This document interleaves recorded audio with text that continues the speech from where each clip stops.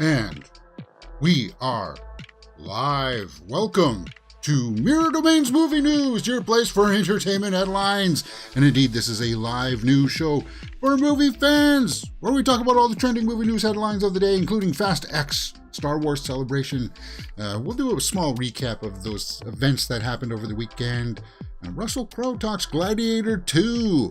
And we got some various headlines that we'll run through, but we'll start off today's movie news stories by talking about the box office results. And it's been good for Super Mario.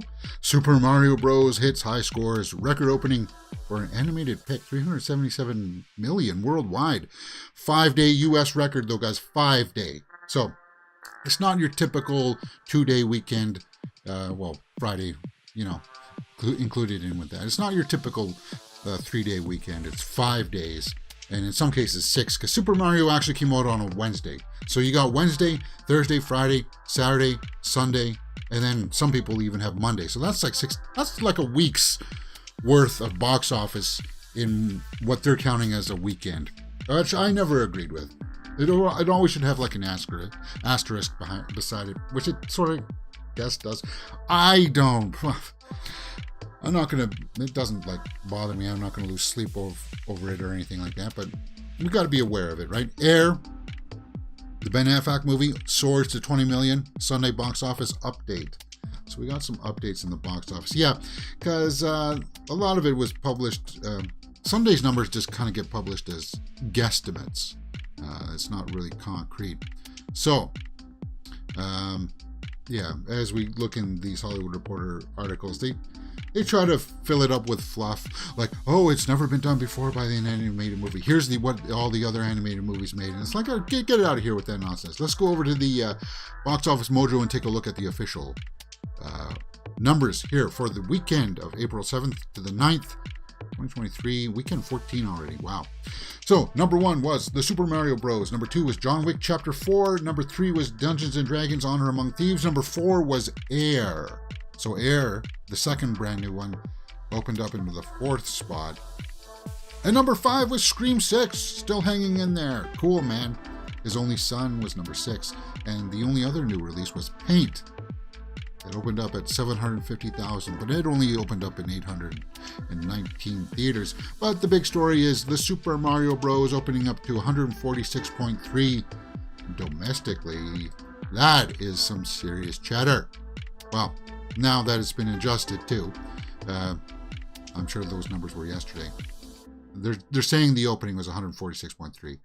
But including Wednesday's numbers and today's projected numbers, 204.6 domestically, huge opening for Super Mario. Internationally, 173 for a worldwide total of 377.6. For a quick 90-minute movie that resonated with the fans overall, but not so much with the critics. People are coming out of this theater buzzing. They like it, man. They like this Mario movie. And it's quick, it's concise. Don't expect Shakespeare or anything like that. But I had fun with it. I really did. So let's take a look at some of the snapshot reviews. It's emotionally bland and yet garish enough to psychologically sedate the preteen Easter audience. Times UK says. Wow. Okay, so let's take a look at one good one here from Jamaica Gleaner. Fans of the Super Mario Bros. Can take to the streets and cheer as justice gets done to these characters they covet. Yeah, they do a good job of paying respects to the characters for sure. I had fun with it. Jack Black knocks it out of the park. Anya Taylor-Joy is like, she is Princess Peach in real life, my God. I like what she does in this. There's a cool song in here too. Peach, Peach, Peach. You'll be coming out singing about that. So lots of people liked it, man. And it came in a number 1 spot. What's coming out this week that'll challenge it? Well, you've got Renfield and you've got The Pope's Exorcist. So let's say that Mario drops 60%. And that's being generous. So you're saying around 55 to 60 million next week. Is The Pope's Exorcist or Renfield going to make $60 million next week? No. It's not. Mario Bros is going to have some staying power, and that's what's going to happen here in April. Is that yeah? There's some bigger movies coming out, but there's some gaps in there. Like Renfield is going to have its audience. I'm seeing it on Thursday. Um, I don't know. Actually, I might not because there's a Metallica thing coming out on Thursday that I saw. That I may want to go see that Metallica release. It's like a release thing for like their new album or something, right? Um, what is that? I just had that pulled up um, for Thursday. Yeah, Thursday. Renfield opens up on Thursday, and it's an hour and 33 minutes. So, and the Pope's Exorcist.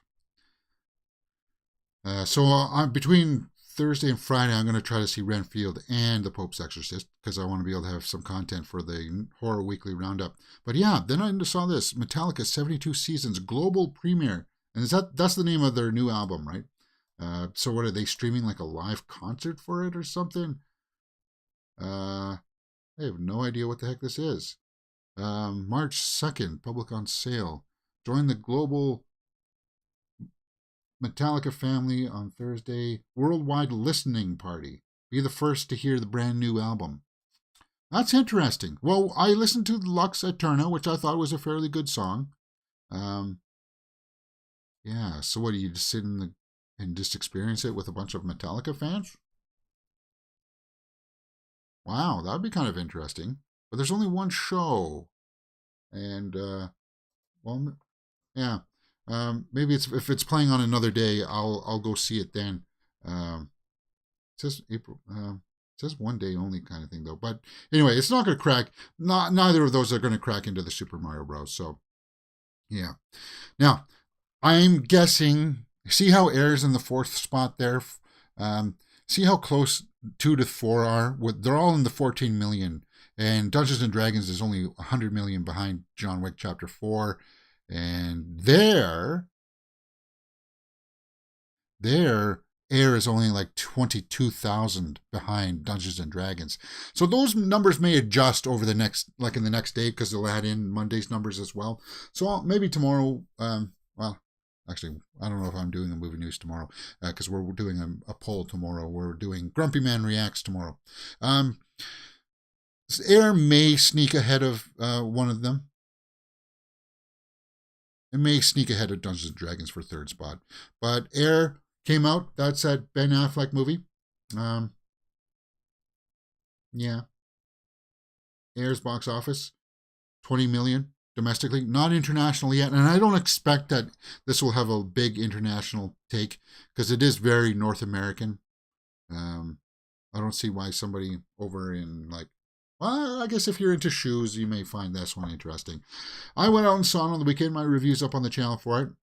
It's being very well received by the critics and the audience. 92%, 98% by the critics. I liked it. I gave it an 8.5. Out of the two movies, Super Mario and Air is definitely a better constructed film. A lot of that has to do with Ben Affleck's directing. But people are like, oh, is this going to win Oscars? Is this going to win Oscars? Guys, no. It's not. It's not that caliber of a film. And I know that comes as a blow to some people out there, but if it's going to win anything, it's going to maybe win for screenwriting and maybe a best supporting actor for Jason Bateman. While Matt Damon is good in it, he is good. There's nothing in there that makes you jump out and say, wow, except for one scene with Jason Bateman. That makes you go, that's good acting. That's like it is top tier acting all around. Don't get me wrong about that. But there's no scene in it that makes you go, holy crap! Now that's wow. And Jason Bateman has one of those scenes where it makes you go, holy crap! Like people are when they describe it, they're like, yeah, Viola Davis she's a fantastic actress. She does great stuff, right? But Matt Damon, Chris Messina, they do have some jarring back and forth that are crowd pleasing for sure, but it's a kind of like they're not stretching as actors in that to make you go like that. It's just the scenario that they're in that makes you go ha ha ha ha ha, ha kind of thing, right? Air, yeah, good movie, really good. So that may get adjusted. So Scream 6 is still hanging in there. That's cool. All of these will be chopped down to about 7 to 6 million next week. And I do believe Renfield and The Pope's Exorcist will make more than $6 million. So your top three are going to be Super Mario Bros. And then, I don't know, I hear good things about The Pope's Exorcist. But I also want to see Renfield. Renfield is just like Nicolas Cage's Dracula. Bring it, give it to me, man. So I'm going to say Super Mario, Renfield, Pope's Exorcist. And then I think Air's going to have enough to keep in there. And then John Wick will be number 5. Dungeons and Dragons and Scream 6 will drop out of the top 5 next week. Paint. Let's talk about that one. Paint is another one that, opened up this weekend. That's that movie with Owen Wilson where he plays like a painter. That's supposed to be like a take on the Bob Ross variation. It's a smaller theater release, only 819 theaters with 750 domestically, but it's getting panned. People who have had the ability to go out and see it didn't like it, man. 31% by critics, 53% by audience. So, like, overall, it's... I said this on the weekend, too. You got to be delicate handling the Bob Ross fans because they'll come out in droves in defense. And I know that this is supposed to be a satire, a satirical take on it, but maybe it's too close to too on the nose, is what I said, right? Because it's definitely trying to emulate the same kind of style, and I'm just kind of like, yeah, I don't know if it's going to land. We know that Owen Wilson can act. We know that. And I read some of the snapshot reviews saying that he's the highlight of the film, but it's kind of like a missed message kind of thing. I'm not too excited about it, actually, to tell you the truth. I'll probably wait for a streaming on this one. I'm not going to rush out to a theater to see Paint, especially if it's got ratings kind of like 31%, 53%. Yeah, that's not in the bag for what I want at the box office. So there were a few other things that came out too. What was it? There was a with Andrea Bocelli. Yeah, that also came out. 400 theaters only. A musical special, kind of like a hour-long concert. I was this close. I was very tempted to go out and see it, just because I like to sit down in the theater and listen to some music, which is why I'm thinking about going to that Metallica thing this weekend, just to enjoy it with some other fans. And there's some other smaller indie films that opened up. But that's pretty much the weekend's box office, guys. Super Mario. There are some other stories out there that people are trying to run with, like Ant-Man and the Wasp: Quantumania box office breaks into unwarranted MCU sequel record that is completely... Well, it's streaming now, isn't it? Oh, God. Yeah, so that's completely dead. What Shazam: Fury of the Gods is completely dead now because that's streaming. That's streaming now too, right? At the end of the month here, 1.6 million. Yeah, Shazam, monumental failure at the box office. It's kind of hard to take for some people, you know. And I just say, hey, you got to roll with the punches. Go see Super Mario. Super Mario is the one that you want to see for sure. Because it when it makes that kind of amount of money, you know that they are going to make a sequel. They're going to make a sequel, and there are post-credit scene that it doesn't really suggest where the sequel would go, but Jack Black has an idea. Jack Black's Super Mario Bros. 2 Wario casting. So yeah, Wario. The good thing about the Super Mario is that it pays respects to the characters. It doesn't try to add in or distort the character to add in some kind of ulterior message, right? So he's got a casting idea there for Wario. Yeah, I would either go with Wart or Wario for your Mario Bros. 2. But, of course, Bowser would still be in the background as, you know, the returning villain for, like, the third movie or something. But Wario definitely is another person that they would want to see come into it. So what has he got in an idea for Wario? Pedro Pascal as Wario. So his quote here from Jack Black says, "It's not a given that Bowser will return, you know. I did a few Kung Fu Panda movies and it was a different villain every movie. they may do the same thing. If there is a more powerful, more evil villain, then I may need to be able to help Mario and the rest to defend our universe against some other unseen force of evil. Now, I don't think Bowser and Mario will team up. I don't think. But yeah, there's other villains that can come in to play for sure. Like I said, Wart or Wario. Are you thinking what I'm thinking? Wario. Pedro Pascal is Wario. Now, it's possible. Why not? I'd be on board for that. They're just having fun with it, guys. They're playing in it. And of course, yeah, that's a perfect setup. Bowser, he's going to plot his comeback for the third movie. And yeah, just keep it going. Just keep it going. Mario, harmless fun. Harmless fun indeed. Okay, so we're not overdone with the box office numbers here. Let's take some live comments here. Chris Schober says something. They just released a Star Wars Visions Volume 2 official trailer on YouTube right now. Yeah, I never watched the first Star Wars Visions. Although I guess I should now that I got Disney Plus. Okay. Star Wars Andy Serkis had a full conversation with Mark Hamill, not realizing who he was on Google, and I typed Star Wars sequel trilogy. Did he? Well, that sounds kind of weird. All right, guys, there are my other social media handles. Sometimes little shorts that we publish, you get extended versions of those on TikTok and Instagram.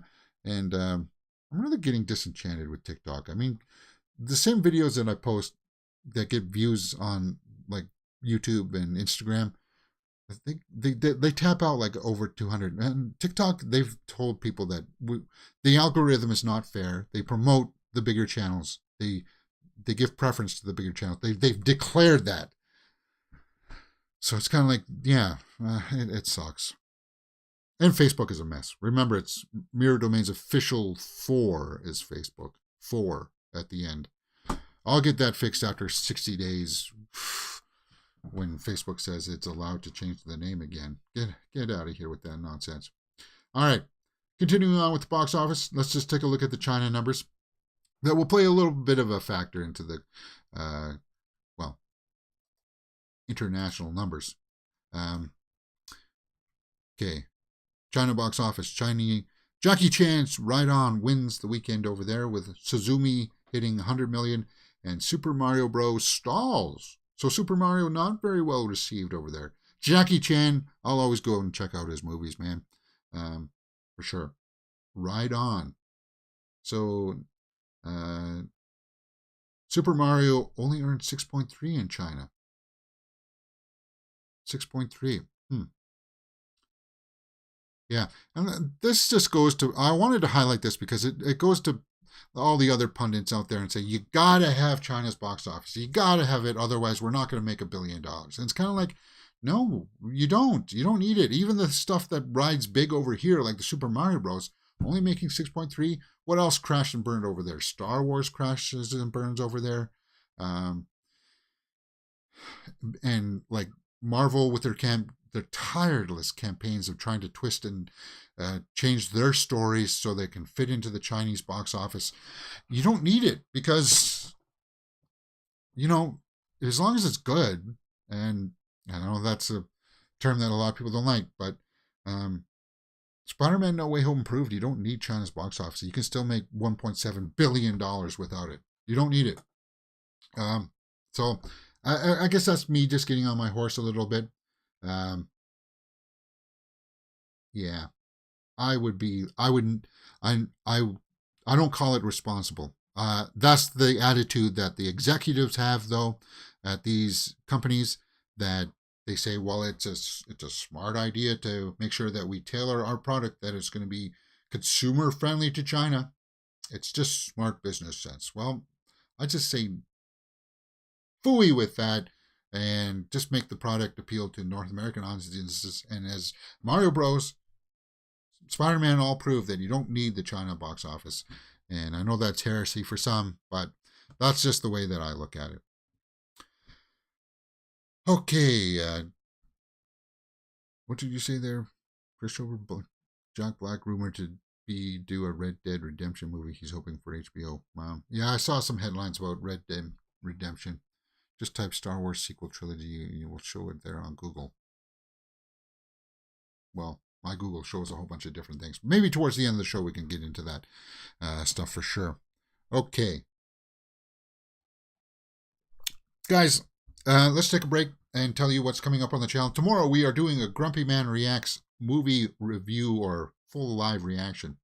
And you can go over to the community tab there on the Mirror Domains page for April 11th, guys, tomorrow morning.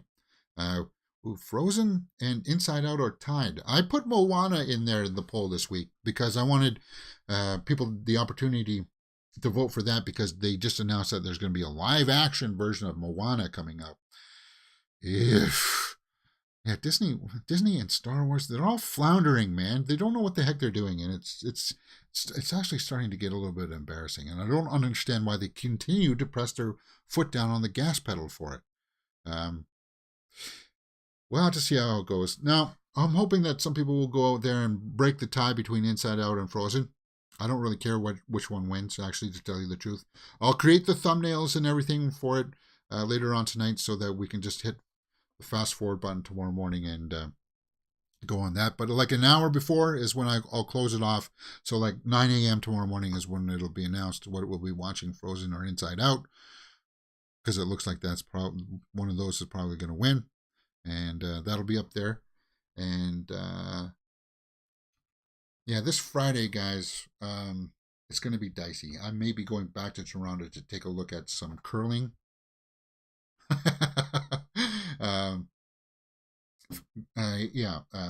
The girls are playing in Toronto, and I want to go out and see curling. So Friday may be a flex day. I didn't want to put up a movie review or a movie watch along for that. We'll take care of it on Saturday.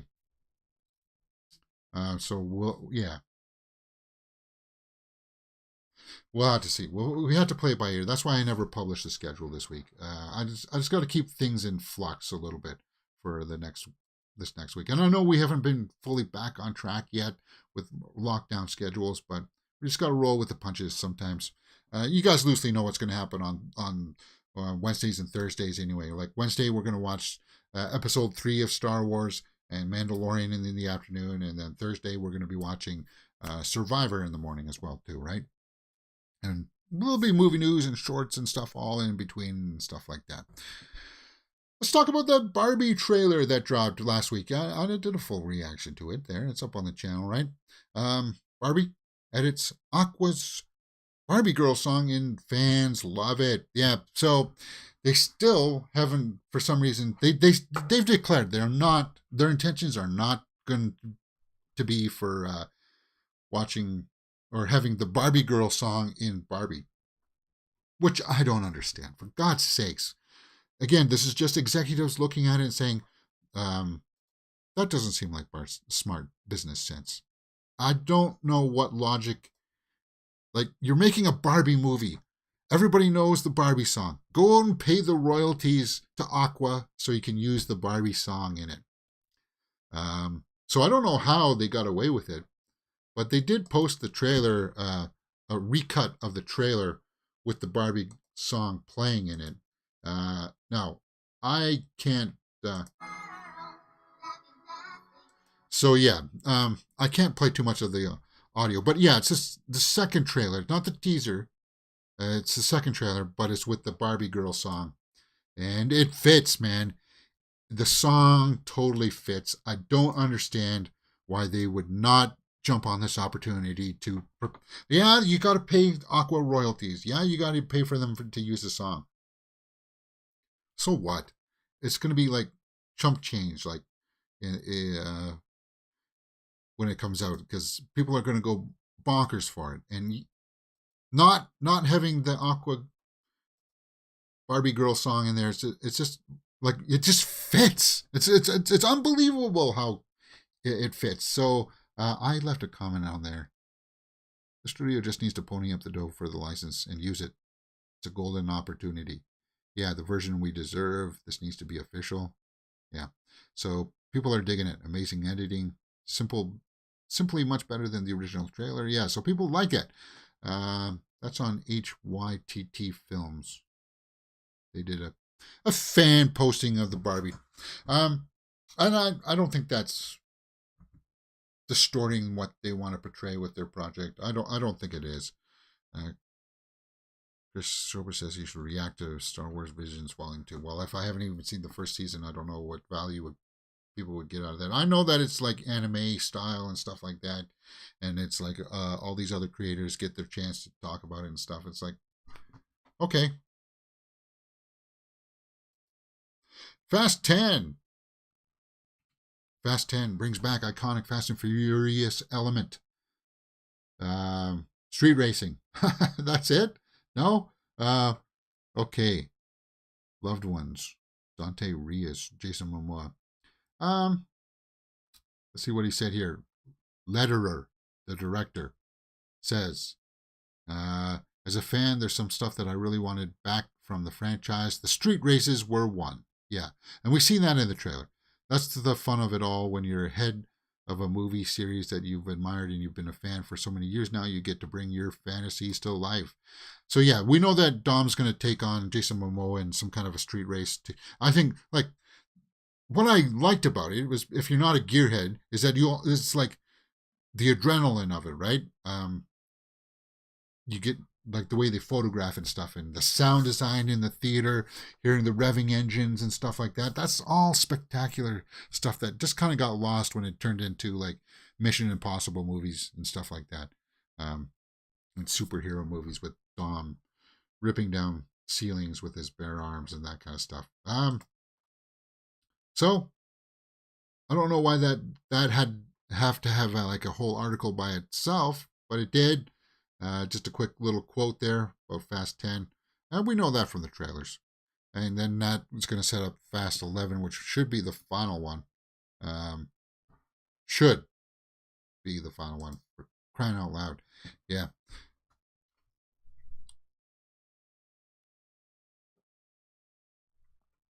All right, let's get back onto the Star Trek or Star Wars. Star Wars. Over the weekend, Star Wars Celebration happened. So let's go over some of the highlights of that. Let's talk about that and where Star Wars is going and if we agree with it. Star Wars Celebration, James Mangold, Dave Filoni to direct new films, Indiana Jones series, footage and series revealed, full list announcements. So let's go through the full list of announcements. Kathleen Kennedy was there. There we are. So I think the event went down fairly well. People were there, welcomed in 4,500 capacity crowd at the event. So people came out, and Andor to debut August. So Andor season 2 is next August. That's good. That's good confirmation. I hope you guys enjoyed our full watch alongs for Andor. I just liked the tone of it. I liked the feel of it, and I fell in love with her in it. I forgot what was her name. Not Bix. What was her name? I forgot it already. But yeah, I can't wait for it to come back. Andy Serkis is there. I don't expect his character to come back. They could maybe, because he was in a jailbreak scene. Oh God, yeah, that was so awesome. Really good stuff, man. So next year they're shooting. They must be ready to shoot that soon, right? Teaser featured footage. Yeah, they're shooting it now. So they had some footage that they showed of Andor season 2. We know exactly where we're going. You know what to deliver, he said. It was a decision born of survival. It's been creatively potent. We're very pleased. It's a very good ending coming for us. Yeah. But like Stellan Skarsgård, awesome. Let's go take a look at the Andor cast. Vel, yeah, that's her name, Vel. And Adria Arjona is Bix. Bix, yeah. I want to see more Bix. Stellan Skarsgård is always great. Oh yeah, was that Denise Go there? That was Deidre. I like Deidre as well as like the Imperial officer hunting them down. She really worked for me. So I want to see more of that come back. Who is that there? No, that's the one who plays Val, right? Or is that Deidre? I don't think I fell in love with Deidre though. I thought it was Vel that I liked. Oh, whatever. I also like Bix too. Stellan Skarsgård, great. Andy Serkis was great. Kyle Solar is Cyril Karn. Whatever. What happens to him? Fiona Shaw there at the end there. She was great too. So that's coming. Cool. What's next? Acolyte first footage. Yeah, they show. I saw the footage, the leaked footage of the Acolyte stuff. You can see it on Reddit. It's that's not. It didn't really wow me. I'm more interested in the premise that it's like an evil dark side user. Looking forward to that. I don't really care. And Acolyte's gonna have a battle. Acolyte's gonna have the battle with all of the haters out there. The hate bandwagon has already circled around it. Even before they see how it's going to be received, they're just going to be like, because they don't like Leslie Headland or whatever. They think that she's too much of a social justice warrior, so she's going to inject it into the Acolyte. It's going to be woke, and they're going to come out in force to attack it even before they see it. And it's stupid. Those people are morons, and I don't want to give them attentions, but they get clicks because they get. It's just, I hate it. I really hate it. It's part of the fandom that I don't really even call them fandoms. Because you know what? Those people just talk that kind of trash BS to get the views and appeal to the lower common denominator of the audience, where they just want to come out and poo-poo everything.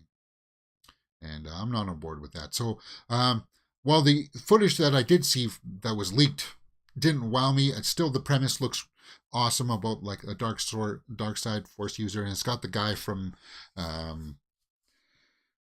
Squid Game in it, so it's going to be that's the other one that I'm looking forward to.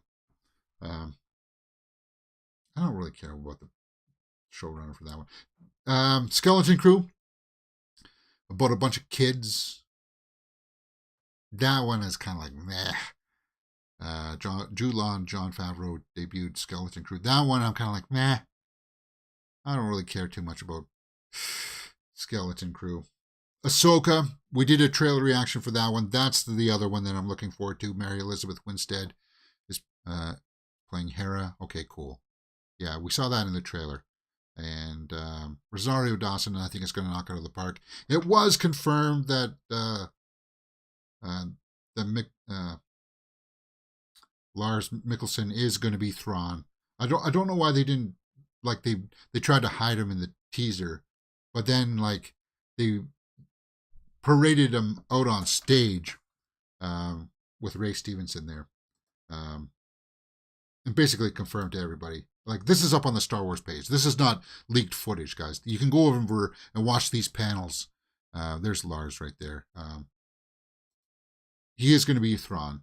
So that's what people wanted, because he did the voice for it in Clone Wars and Rebels and stuff, right? So once we're done episode 3 this week, we're going to launch straight into Clone Wars, and we're all going to get caught up. Because they're shorter episodes and stuff, we may do batches of 2 at a time, and we'll just fire through all the seasons before Ahsoka comes out this fall, right? This August. And yeah, we'll have a couple months of have steady Clone Wars coverage, because I haven't seen it. I watched the movie. We'll probably rewatch the movie before we get into the series, and then we'll go from there. We'll do that and get into Rebels, because I want to learn about. I want to know the backstory for Bo-Katan and Sabine and stuff like that before we get too far into what's happening with Ahsoka. So we'll try to get all that caught up on the channel here for sure. That's one of my missions. But I liked it. And then they announced the movies. Dave Filoni's going to do his Mandalorian type film that's going to end up rounding up that storyline, and it's going to have tie-ins from Ahsoka and stuff like that. So and Book of Boba Fett too. So it's going to be wrapping up that story. That's cool. Daisy Ridley coming back, working with Charmin Obaid Chinoy, right? She's going to be doing that. And that one, I don't really understand if it's going to be called episode 10 or not, but whatever. Again, the hate bandwagon is going to be circling around that one, because the anti-woke people come out and they attack Obey Chinoy, I guess, for her documentaries that, it's just kind of like, guys, I don't understand why anybody gets caught up in that kind of stuff. I really don't. Um, I, I think a lot of it comes from like U.S. politics, trying to work that angle. I'm being conservative. Oh, don't call me a racist. Don't call me a bigot. But now I'm going to turn around and attack this person for trying to stand up for social justice. It's like, get out of here. Like, yeah, you are. You're not going to get myself worked up over it. You guys know how passionate I was about this sequel trilogy. How much I was not a big fan of it. It's not my Star Wars. I don't like to watch it. I don't want to even have to talk about it if I don't have to. But Daisy Ridley as Rey was not the problem with it for me. She was not. It was an interesting character. I just felt like she should have been the stormtrooper. That's the only change I would have made. She should have been the stormtrooper that felt the Force and then sought out Luke Skywalker as Poe was trying to escape, and just got rid of the Finn character altogether. That's what I would have done. But her trying to rebuild the Jedi, training more. Yeah, that's what Episode 7 should have been in my book, with Luke training Jedi. But if we're gonna do it with Rey, Daisy Ridley, that's fine with me. Fine. Can we telegraph the story? One of them gets tempted by the dark side and run away and stuff, and then they got to fight. Yes, that's probably going to happen. But hey, at least you're progressing the story forward. That's what I say. Instead of going backwards or rehashing stuff. So, whatever. Indiana Jones and the Dial of Destiny footage and characters and stuff like that. We saw the trailer for that. I was kind of like, meh. Overall, I would say that it was kind of like, other than the big announcements of the movies and the trailers, it was kind of like, who's the guy with the red new Sith in Ahsoka trailer? Yeah, because there was it did look like there was a Inquisitor, because it did look more red than the orange that Ray Stevenson had, right? And that other girl.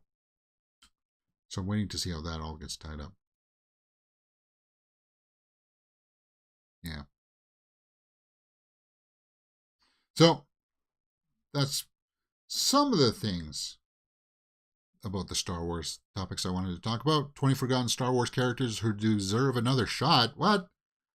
Is that Darth Talon? Is that supposed to be like somebody's cosplay as Darth Talon? Oh, and guys, I'll tell you this. I hate the way that they do the new lightsabers.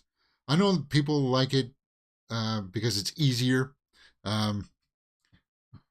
They're using actual tubes of light for it, and it doesn't look the same as like the original trilogy lightsabers. They don't. They look like bars of light, and that's not good. There was something about like when it was actually painted on.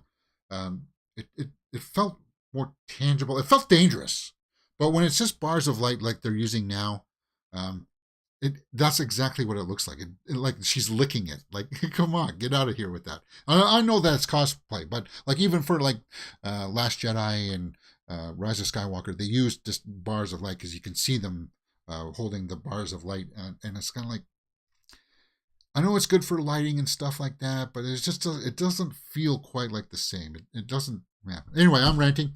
Let's take a look at what this article says. Characters that deserve another chance, huh?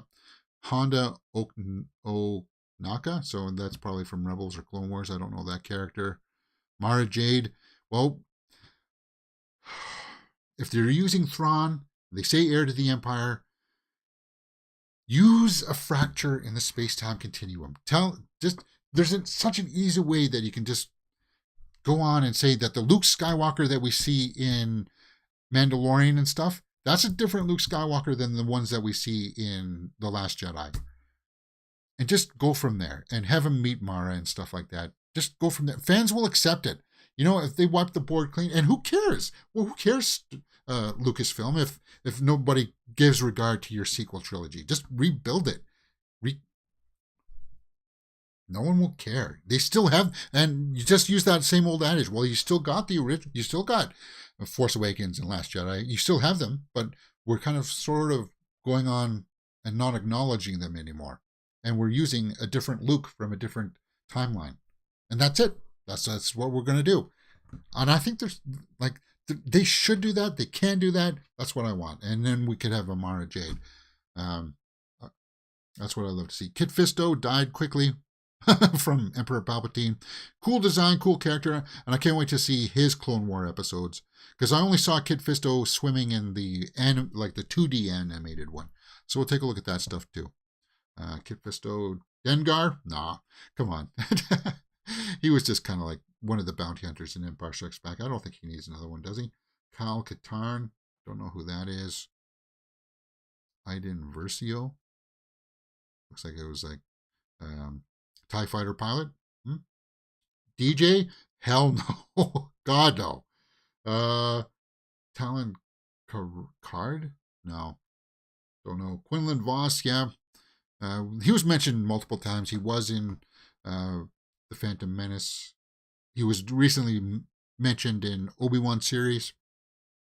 Darth Plagueis is definitely one that a lot of people want to see. Palpatine's master. And you know what I would do? I would say that Palpatine thought that he killed him. But since he did say that he did master how to cheat death, like that's your third trilogy right there. Have Darth Plagueis come back. And something that you thought was true about the first series, that there was like, that's how you build story arcs. So you go back and say, well, something that you thought was true about the first one was not true, that Plagueis survived. And the rule of two, just like the way that the Jedi misread the prophecy of the one coming back or whatever to give balance, the rule of two was just what Yoda said. And you could have other Sith waiting for their chance to pounce too, right? Because they're liars, they're cheaters. Of course they would. To play like, and to go back and have that kind of like something that you knew, that you thought Palpatine was the guy, the big guy running the show, trying to, or the big guy. Like maybe Plagueis saw that was going to happen, and he took it, and he was just going to wait to have Palpatine create his big mess, and then he was going to come back. That's what you could do. But anyway, I'm digressing. Galen Marek, Starkiller, that would be somebody that people would like to see too. Mother Talzin, yeah, I'll learn about the sisters there, the witches, right? Of Dathomir or something. Yeah, we'll learn. Originally, that was one of the designs for like Darth Maul. That was going to be like a female witch that looked like that. XR Kun. Okay, that's it. That's expanded stuff. Darth Bane, yeah, people want to see a Darth Bane for sure. I want to see a Darth Bane. Knights of Ren, nah, I don't think we need to go back there. Jackson, no. Kira, yes. Yes, definitely. Well, Emilia Clarke is young. Please make a Kira spinoff. You don't have to bring back Aiden, or was it Alden Ehrenreich as Han Solo. Just make about her and dealing with the underground and dealing with Maul. And set it up for like where Maul would go into like a season 2 of Obi-Wan. Because I did like her character. And there's some cool ideas that you could do with that. Dark Talon, yeah, people want to see that. She was going to be the original villain for the sequel trilogy in George Lucas's treatments. Bosk? No, he's like Dengar. He doesn't need a second one. But the Yuuzhan Vong, I talked about that on the weekend too. Yeah, they're the people outside of the galaxy that they know right now that are not, like, the Force doesn't impact them. You can't do anything to them because the Force just doesn't, like, the midichlorians don't go into them. Like, it doesn't, like, yeah, it's really cool stuff, man. They should get the fair shake, and there's cool stuff there that can be mined for sure. Just a cool little article about some Star Wars stuff. Why Book of Boba Fett is the biggest disappointment in the Star Wars franchise. Now, a lot of people said because they kind of neutered Boba Fett. I agree with that. They I don't know, they try to make it too kid friendly, and they should have gone the Andor route with Boba Fett, of making it a little bit more serious in tone. And I know kids, they would say, well, kids will find it boring. Andor's going to find its audience. People are like, they're worried about the numbers from Andor and stuff, but it's going to resonate, and it's only going to grow throughout time. It's going to age. age well. So I'm glad that they're continuing that on. Let's take some live comments here because I'm getting behind here. Okay, so where were we at here? Fast X trailer is bizarre. Jason Maniacal threatens life of Lim in Silver car race. Yeah, Star Wars Celebration looked very positive, adding to the lore timelines in various eras. Yeah, and they established the timelines for everything at Celebration, which they didn't show in that article there, of like the Dawn of the Jedi and Old Republic, New Republic, Dawn of the New Jedi, and stuff like that. So I like that. It finally breaks the stagnant, indecisive managing of Lucas's legacy. Yeah, Chris Schober also says they released a YouTube 9 minutes ago Peter Pan Wendy official. That's another thing that the hate bandwagon is circling around Peter Pan and Wendy. We'll take a look at that probably in the Reddit roundup here in just a minute. Lars Mikkelsen is the older brother of Mads Mikkelsen. Yeah, yeah. So that'll be kind of cool. Hey, Bifer. Arglass says the original trilogy used brush shafts, so until they made actual life sabers, they could look good in HD. Yeah. I love General Grievous in the Clone Wars. I loved him in the cartoon one, and the 2D animated Grievous was awesome, man. So I hope they continue that in the 3D animated one that we'll get into for sure. I would love to see Donnie Yen playing the blind Jedi from Rogue One. Oh yeah, as a reprieve, as one of the characters. Yeah, that would be kind of cool to see too, right? Maybe show how he got blinded. Yeah, that would be kind of cool.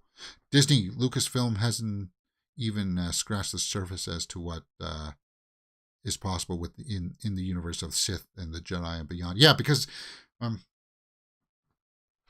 yeah, as soon as it's Jedi or Sith, people seem to. Yeah, I know it's easy, but they always associate that with Skywalker legacy. But yeah, they were Jedi and they were Sith. But you can do other stories that don't have to happen with Skywalkers, right? Yeah. Dawn of the Jedi rumor movie upcoming is going to have an origin story about Luke Skywalker. I don't know anything about that. But yeah, that's pretty much all the Star Wars headlines. We're really behind here, guys. Actually, we got nothing else going today. I may go out and see Super Mario Bros. With my niece and my nephew at 2:00, just to spend time with family and experience. So I may go see Super Mario twice. So that's what's going to happen this afternoon. All right, let's get back into some of these headlines. Russell Crowe talks Gladiator sequel. Let's see what he said. Russell Crowe comments on Gladiator sequel and says he's slightly jealous. Yeah, because he's not going to be in this one. Well, how could he be unless he's in some kind of flashback? And if he's going to be in a flashback, they would have to de-age him. So he's that will be released November 2024. So next November is when this Gladiator 2 will come out. And he's come out and said that, what the heck? I mean, look, the only thing that I really feel about it is slightly jealous, because I was much a younger man, obviously, and it was a huge experience in my life. Crow told Collider. It's something that changed my life, really. It changed the way people regarded me and what I do for a living. And I've been very lucky to be involved in lots of big movies. But the legs on that film are incredible. Yeah, lots of people liked Gladiator. It definitely does have staying power. Slightly jealous, I would imagine, just because he's kind of like, why did it take so long for a sequel to come out? Like, if it came out like 5 or 10 years after the first one, then the possibility of him appearing in it as like could have been there, like in like flashback scenes. They could have done it properly, right? Without any kind of de-aging. But anyway, he continued, here it is, 2023. We've made a film in 1999. I guarantee you somewhere around the world tonight, Gladiator is going to be showing on primetime TV. And you don't always get that kind of longevity with every film you do. So it's obviously holds up a special place in my heart. Yeah, Paul Mescal is going to be in this one with Barry Keoghan in talks. So That's comments on it. The legs on this film are incredible. And your legs in that film are pretty incredible too. What? Well, he was wearing not a toga. What do they call that? Like a tunic or whatever, a fairly low cut tunic. Yeah, okay. So some people are just having fun. Gladiator's not like Superman, where you can speak to your son even though you are dead. Oh yeah, some people are just pointing out the obvious. But interesting quote. Yeah, I'm sure there's a part of him that, yeah, secretly wishing that he could have been part of it in some fashion. But it seems, by this account, I would say that it would seem like Ridley Scott hasn't even talked to him about being in it. So that's pretty much like almost proof positive that like maybe there'll be a mention of him, but it's kind of like maybe maybe it just happens in passing. I don't know. Timothée Chalamet's in the news. What's he scrawling on about? Timothée Chalamet will do his own singing for Bob Dylan biopic. So James Mangold discussed actor's role. So James Mangold's going to be doing him, working with Timothée Chalamet in a Bob Dylan biopic set to direct the actors. Well, when is he going to do his Star Wars then? Because it sounds like this may come out before Star Wars. So maybe he'll do this and then Star Wars. Timothée Chalamet is soon going to feel he's going to perform his own songs. So he's going to sing his songs. I don't know if I've ever heard him sing before. I'm not a big, huge fan of Bob Dylan. Oh my God, James. You said that? Yeah, I'm not. Whatever. I know a lot of people are. A lot of people like it. So, Timothée Chalamet to sing his own songs in a Bob Dylan biopic. Jeremy Renner had that big interview over the weekend where he talked, what was it, to ABC or something? And then he was out using a motorized scooter during a family trip to Six Flags. So he's out with his family again. He's leading the way as best as he can.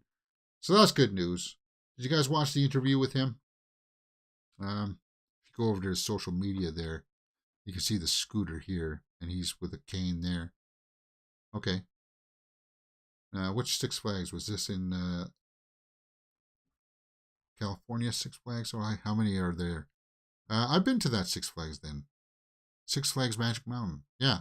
I was there. I've been to that Six Flags.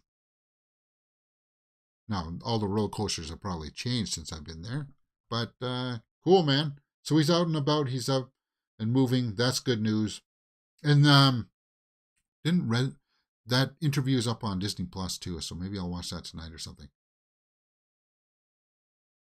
Yeah. Good for him. He's up and about. Good news. Sorry that I'm kind of going through these ones a little bit faster, but that's pretty much it for today. I was going to talk about some Star Trek stuff in hit or miss headlines, teasing the end, because I said this on the weekend too, that I thought that Star Trek Picard was only going to be 8 episodes, but now it's 10.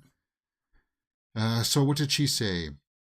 This is the actress who plays the pilot on the Titan. This is her. She's the daughter of Geordie LaForge. This guy right here. What does she say about the end here? Yeah, I'll tease a little bit. You're going to see, I'm trying to be very careful here. I'll say this. The fight isn't over. That's very vague. Yeah, that's all I'm going to give you. Oh, yeah, well, of course. Because episode 8 kind of ended on a cliffhanger. And you realize, oh, yeah, there's some other storylines in this season that they have to wrap up. So right now, Picard's my favorite thing on TV show. Is my favorite TV show right now. And it's actually my favorite TV show this year. But it's because of nostalgia. And I was just thinking, you got the Star Trek Next Generation crew and you got 7 of 9. That's so awesome. Like 7 of 9. Oh my God. I hope this season wraps up in such a way that it leads into Captain 7 of 9. I want to see that. So bad. I would watch a Captain 709 show. But the way that they set it up, it almost seems like if like that could be a movie. What they're setting up with episodes 9 and 10, which is 2 hours. So I'm hoping they play it out like that. One final big journey with the Next Generation cast. 2 episodes left. Wow. Yeah. Great television. What's next? I don't know why these web pages are taking so long to load now. Chrome set up this stupid thing of trying to save space on my computer by making pages dormant and then have to reload. I don't know why it did that. I got to change the settings on that. Michael Lerner, this is splashed all over the big trades. Michael Lerner from Barton Fink, actor, dies at 81. He was also in Godzilla, 1999 or 1998. Was that one? He played the Ebert character. You'd recognize him if you saw him. He's not that big of an actor, not that well renowned, but he's been in a lot of stuff. Usually side characters. Passed on at 81. There he is with Eddie Murphy. He had a storied career for sure. Do we really need to see him in his goddamn tidy whities? Crying out loud. Well, it is what it is. 81 years old, man. That's a little bit on the younger side, but it is in your 80s. I always say that anything over 80s, you shouldn't say that it was a tragic thing. That he lived a full life, and rest in peace. All right, what the heck is this Metallica thing that I wanted? Do they got a trailer for this Metallica thing? I want to go on the hit or miss. Sorry, I'm going to load up my Twitter, and we'll see if I missed anything. I'm also going to load up my YouTube page to see if I missed any of those trailers out there. Crash LaForge, Dawn of the Jedi, that Chris Schober was talking about, that some trailers had dropped. So, if we did miss anything, I'm thinking about maybe publishing like an editorial. I don't want to get into the whole anti-woke or the woke crowd stuff, but I do want to say something about it just to get it off my chest, right? Because there are some channels out there that do push back on it. I don't want to transform the channel into that, though. I don't want to transform this channel into that, but I may do a get to know James video where I'll address that stuff. Because yeah, there are things that I don't like, but I put up with. What was the name of that Metallica thing? Shoot, what did I mess that up? I want to see if there's a trailer for it. That's what I want to see. Metallica 72 seasons. It's only at 7 p.m. So I would have time to see Renfield at 5 o'clock and then go see Metallica. Renfield's only an hour and 33, and then Metallica at 7. It's a possibility. And then Friday I would go see The Pope's Exorcist, but because I am curious about this. Like I like these little. I like the concept of fan like appreciation kind of events like that. Michael Lerner was the bad guy in Escape, the Pino Connolini with Ray Liotta, great movie. Oh yeah, was he? Was he the bad guy in that? Huh. Okay, so there is another trailer for Peter Pan and Wendy. I'm sure that they probably blocked the thumbs down on that one because people, again, yeah, I'm not talking about that. I'm just looking for a trailer for official trailer. Popcorners. We're gonna eat a lot of snacks together. Of course, we've got to wait for her.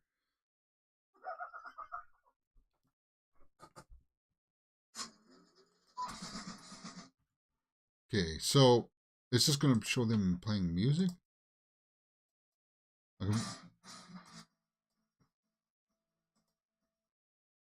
Okay, so it's using Lux Eterna video footage.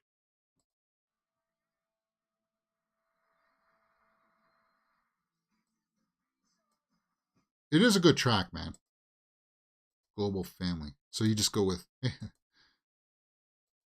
there'll be full metalheads and Metallica fans there. From exclusive intros from the band on the big screen with plummeting surround sound. Yeah, listening to the album on the big screen, big sound system. That'll be cool. Premiering epic new videos, exclusive intros from the band. That'll be cool too. Like hearing them talk about it. Like one thing I like about Metallica is that they do all those making of uh, like video blogs, right? Um, for all their albums. I love watching that stuff, watching them craft songs and stuff, like the behind the scenes stuff. But yeah, ticket list. So it's only for one day, huh? That kind of sucks. I don't know why you wouldn't be able to play it for the whole weekend, because that sucks. Only in April 13th. So only on Thursday. Metallica. That's kind of like an irresistible one, I think. I might have to just concede and go to that one. See what the seat preview is kind of like. So it is starting to fill up there, as you can see. I don't know, like this is if it's just music and stuff, these front rows would be totally acceptable then, right? You can totally fit up because you're not going to be watching. Well, they said music videos too, so but you would want to be like in the prime spot to get the full like scope of the music and stuff. Very interesting. Very interesting indeed. Okay, so this Peter Pan and Wendy trailer. I like the first trailer. Wendy is played by Mia Jovovich's daughter, so that's cool. That's probably why I want to check this out to see if the acting is going to translate. Mila Jovovich is a decent actor. She always works with her husband, which kind of like uh, sucks all the wind out of the sails. And yeah. Oh, by the way, people who have the button here that shows the thumbs down, they just used an add-on for that. And I don't know if I trust the add-on for that because if you see a video of somebody saying, look at all the thumbs down, and it's got like a number beside it, they've used an add-on, and those add-ons can easily be doctored. And yeah, I understand that they do hide it now because it is a lopsided thing. They're trying to hide it, but YouTube's algorithm counts it as um, interactions, and that's good. So it doesn't really matter if it's a thumbs up or thumbs down. It's interactions, and the video does well. Anyway, the first cartoons are forever in my heart. No remakes will replace them. So it's mostly looking fairly okay here. But this is just on One Media. See if it's on Disney Plus's account.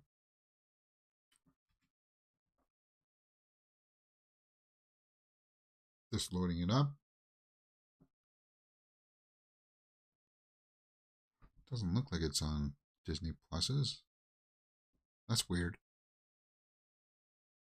It should be on Disney Plus's site because that's where it's going to debut, isn't it?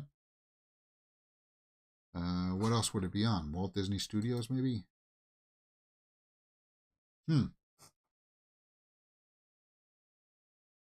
Yeah, okay, so it is on Walt Disney.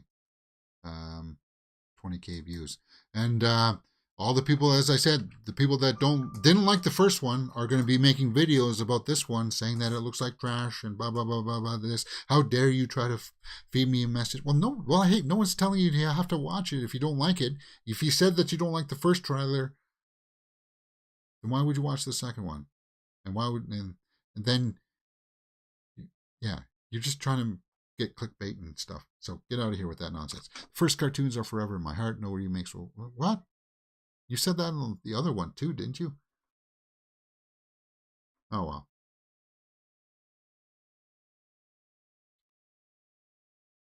But it is an interesting project. I like the first teaser, so I'll watch this one later when I have my breakfast here in a little bit. Peter Pan. I'm also more curious, I suppose, for the people who did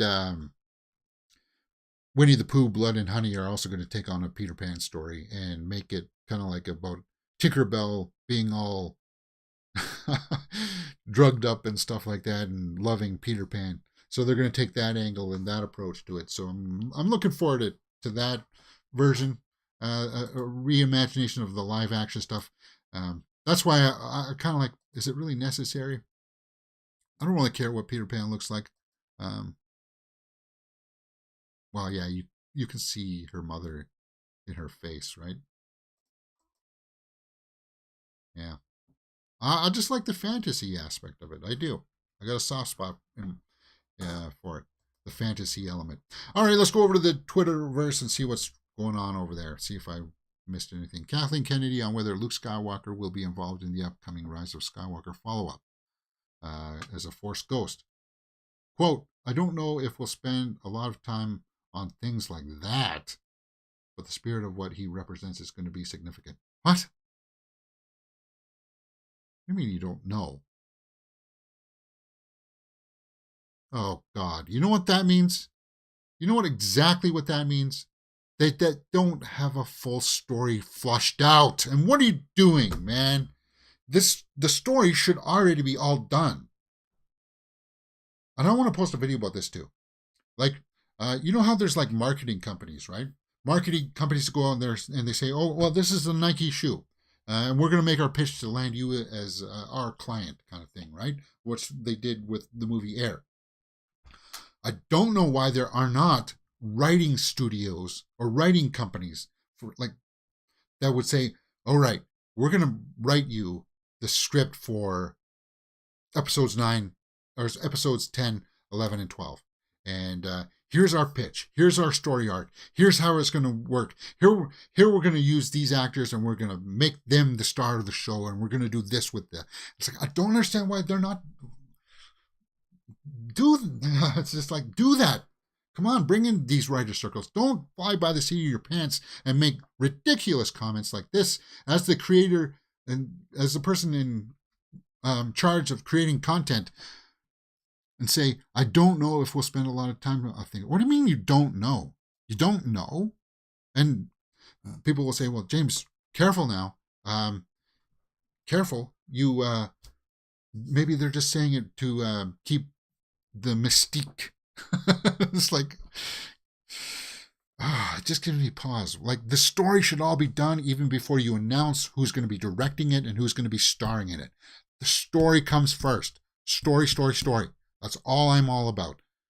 That's why if I ever made films, it's always about the story first. It's not what my dream project should be and who my dream director should be for a project. It's all about the story first. And if the director doesn't want to deal with that story, then don't use that director. Anyway, I'm digressing. But I do want to talk about David Harbour with a stogie. Happy birthday, man. It's his birthday. Yeah. Yeah, Chris Schober, I totally agree with you for Rey Palpatine. I heard that Rey is going to be pregnant in the next upcoming movie. Yeah, well then, now, again, that would forego with a lot of the Jedi lore that you can't have attachment. And how would she get pregnant? Yeah. But, Anakin made someone pregnant, so yeah, but we know how that ended. I watched a YouTube channel for Rey Palpatine, and I think she should have just kept it Rey Palpatine. Rey Skywalker. I thought that was unnecessary. That's really stupid. They should have had a script already done. Yeah, totally. I don't know why any of these scripts are not done, because that's your framework. That's your frame to build your house. That's your, you can alter it as fans react to like things, and because the fans are going to tell you exactly what they want to see anyway. David Harbour, happy birthday.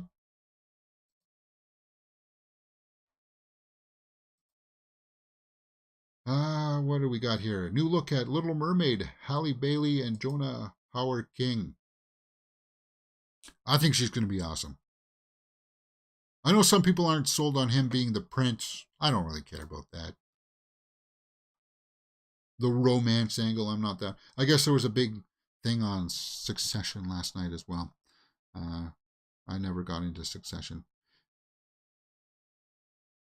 Phoebe Waller-Bridge has since 2019 earned nearly $60 million under her deal with Amazon Studios, despite not producing any content for the platform. Then how the heck are you making money if you're not making content? See, these are the kinds of deals that ruin the stage and everything for other people.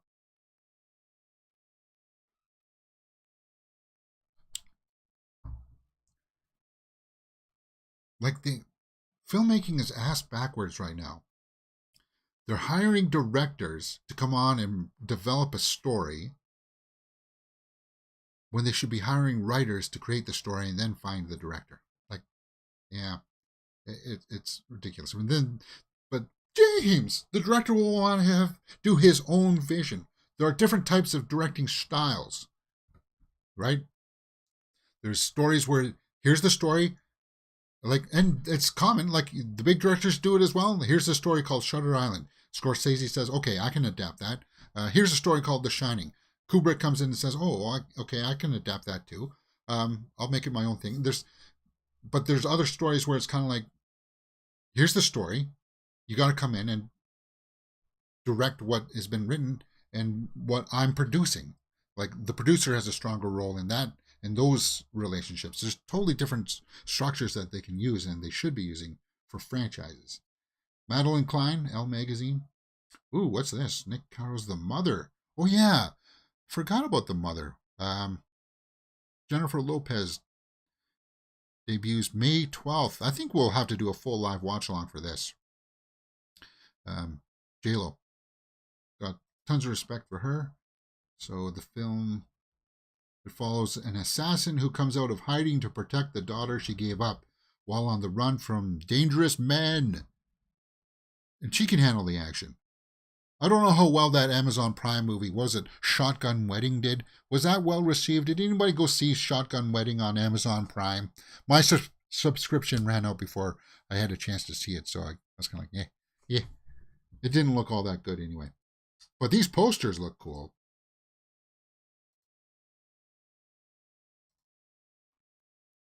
Like that one. I like that one. That one's cool. Talk to Me. The first poster for Talk to Me. Okay. Don't know what that is. Is that a horror movie?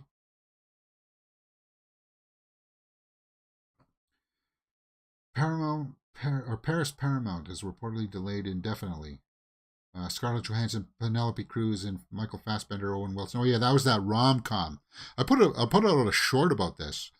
Remember this rom-com that was going to be having like 130 million or some ridiculous price for a rom-com. 130 million dollars for a rom-com. Absolutely asinine. Again, know your budget, know your constraints. Yes, it's cool to work with these people, but at what cost? I want to figure out what this Talk to Me is. It's bothering me.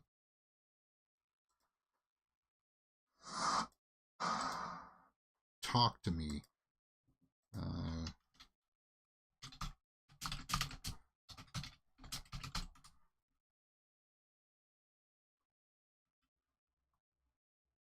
We got 2022. Talk to Me, A25.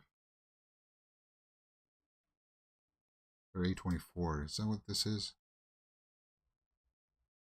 When a group of friends discover how to conjure spirits using an embalmed hand. They become hooked on the new thrill until one of them goes too far and unleashes terrifying supernatural forces. Well, I like the sounds of that. That sounds kind of cool. Sophia Wilde, Joe Bird, Miranda Otto, Lord of the Rings. We know her. Nobody else really jumps off at the page at me, but we got a poster for it. Looks like IMDb had that listed for 2022, so, Sarah Snooky Emmy. She's in Succession, right, from the big thing that happened last night. Stephen Wen, Singing in Beef series about road rage. Super Mario Bros. Has broken several records, including, biggest opening for animated. Again, it's a 5-day weekend, guys. Take it in context. Biggest 5-day opener ever. Yeah. Yeah, maybe I will go out in an hour or so and see it with my family. I'm thinking that's what I'm going to do. Because they still have, kids have this day off as well. And the theaters are running matinees. New horror films. Okay, yeah, that's where we ended up on the weekend. We went over that stuff. So that's pretty much it for today, guys. That's pretty much all I got in the can. I know that there's this Visions trailer that dropped. I never watched the first one, and I know they're small, self-contained stories, right? As long as they're not too long, I'll maybe start to check them out. The different styles, different takes on it. The only one that I'm really not interested in was that kids version, like Baby Jedi or whatever they're called. Yeah, that one I'm not really all that interested in. But if it's got Coruscant on there, why not? More lightsaber duels? Yeah. Visions. Volume 2.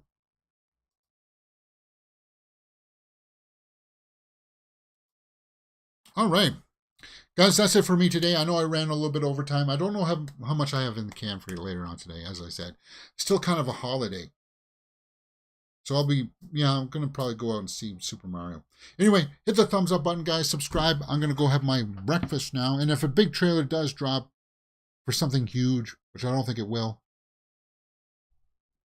we'll just have to go from there. And join us tomorrow morning. Go vote in that poll on the community tab. Is it going to be Frozen or Inside Out? I need some definitive action. One more day. So tomorrow morning, we'll be watching Grumpy Man Reacts. All right. See you next time.